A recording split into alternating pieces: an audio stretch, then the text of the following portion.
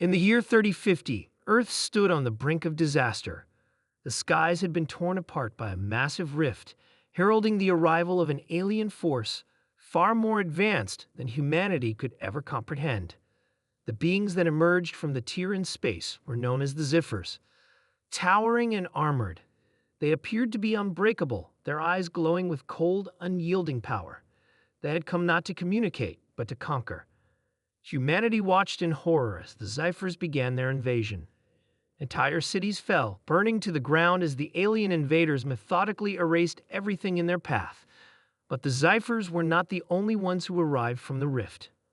As the Zephyrs advanced, another force, much smaller in size but infinitely more terrifying, also emerged from the rift, the Shrinkers. These creatures were capable of reducing anything they touched to a fraction of its size, rendering cities, armies, and even weapons useless. The Shrinkers' touch made humans, animals, and entire structures shrink into nothingness, their existence reduced to nothing more than minuscule specks. World leaders and military forces scrambled to fight back, but nothing could withstand the Shrinkers' power. People cowered in fear, unable to comprehend how such a force could exist. Governments fell one by one, and chaos erupted worldwide.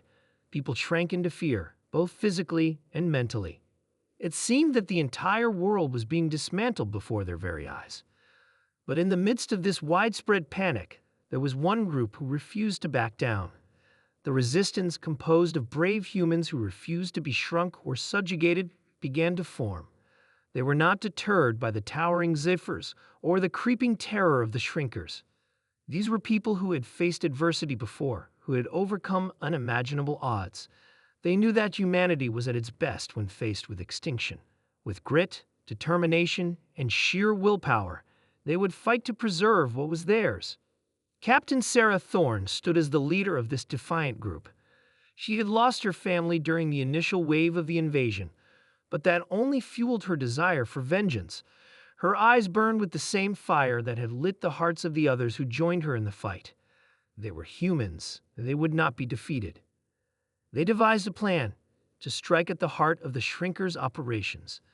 The Zephyrs, despite their overwhelming might, were largely focused on dominating and destroying, while the Shrinkers were far more methodical. They needed to find the source of the Shrinkers' power and destroy it before the world was lost forever. The Resistance gathered all the technology they could salvage from the wreckage of their fallen cities.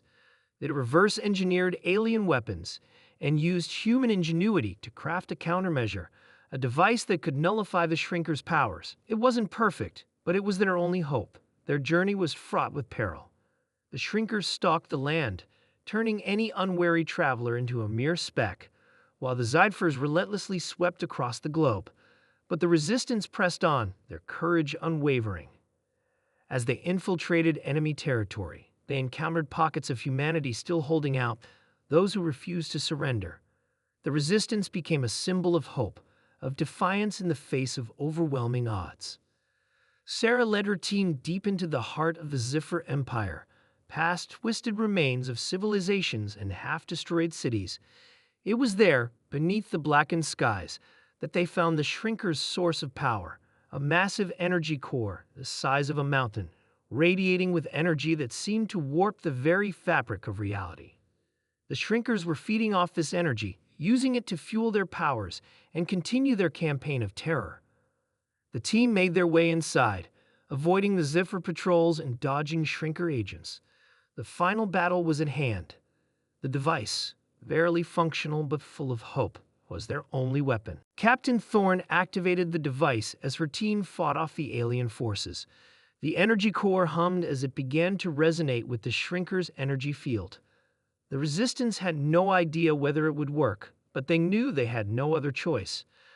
Time was running out, and every moment spent hesitating could be their last. As the device powered up, the Shrinkers began to howl in agony, their form flickering as their powers began to fade. The Zephyrs, taken by surprise, watched in confusion as the once unstoppable Shrinkers faltered. Sarah's team fought harder than ever, their resolve solidified by the knowledge that they had no alternative. Finally, with a massive explosion, the core detonated, sending waves of energy rippling through the alien invaders.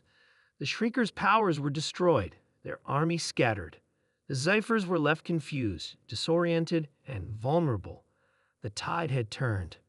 The humans who had once shrunk in terror now stood tall, their defiance echoing across the ruined landscape. The shrinkers were gone, and the Zyphers had been beaten. Though the victory came at a terrible cost, it was a testament to humanity's unyielding spirit. Captain Sarah Thorne stood in the aftermath, her gaze fixed on the horizon. The world had been forever changed, but one thing was clear: humanity was not to be underestimated. The Shriekers had shrunk in terror when faced with the unbreakable will of humanity. The Zyphers had learned that lesson too. The age of terror was over. Earth, though scarred, was now free. And it was because, in the end, the brave humans had not shrunken in terror. Instead, they had stood tall, fighting for their future.